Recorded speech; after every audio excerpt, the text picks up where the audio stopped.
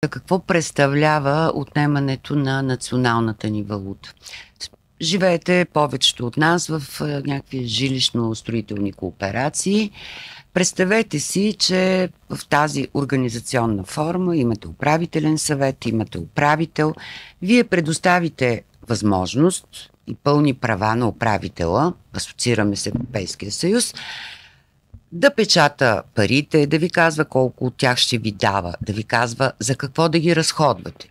Ако, например, вие имате нужда да купите дрежки на децата си или храна или лекарства, управителът ви казва: не, аз ще ви дам пари, само ако отидете и си купите пушка, защото трябва, например, да се пазим от Русия.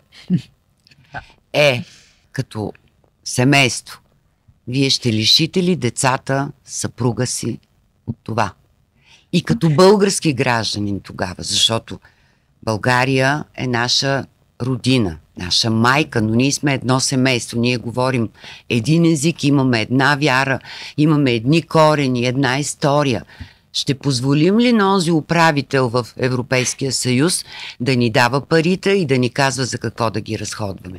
Трябва да мислим по този начин. И за това ми се струва, че всеки от нас трябва да отвори Фейсбук страницата на Дорен 25, да изтегли тази бланка и да събере подписи.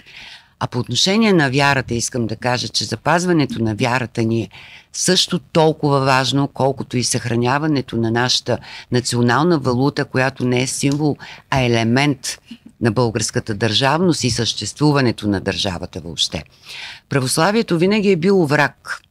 И не случайно и Путин още началото на СВО заяви, че една или може би основната цел на евроатлантическата общност, на англосаксите, на САЩ, на НАТО, на всички, цялата тази либерална общност е да поведе и да доведе до успех битката срещу православието. Защото православието има принципи, които не позволяват православния човек да бъде контролиран и смазан. Защото там е идеята за свободния избор. Но свободният избор не е контролиран.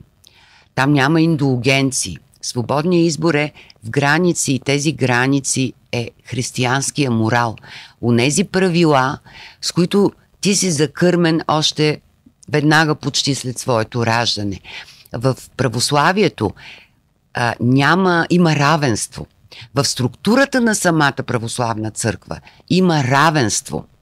Там няма как да има контрол. И това е основното противоречие, основната опасност за последователите на нацизма и на всяка диктатура. В момента това, което прави Европейския съюз, е създаването на диктатура. Точно. Обърнете внимание, Европа е континент на християните.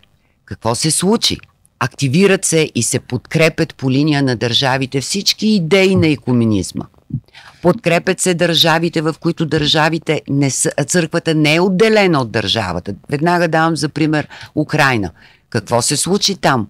От 2018 година се прие поредица от закони, чрез които се контролира структурата на именованията и така нататък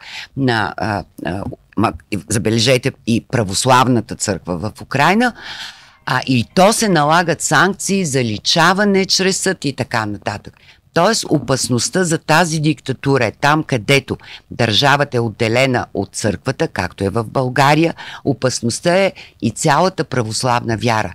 Така че трябва да пазим вярата си и да сме внимателни, да сме будни, да сме осторожни по отношение на всеки опит за унищожаване и замяна на нашите човешки ценности, поругаване и отнемане на правата ни, отнемане на вярата ни по всякакви начини.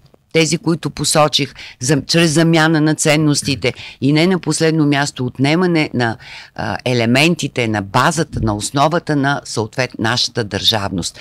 Така че бъдете будни, бъдете смели, имайте вяра в сърцата си и мислете за България като за своя родина, защото тези, които я управляват до днес, те са родоотстъпници. Те са хора, които не мислят за България. Ще дойдат други след тях, нашите деца, нашите внуци. И ние трябва да я запазим за тях, за да я има винаги.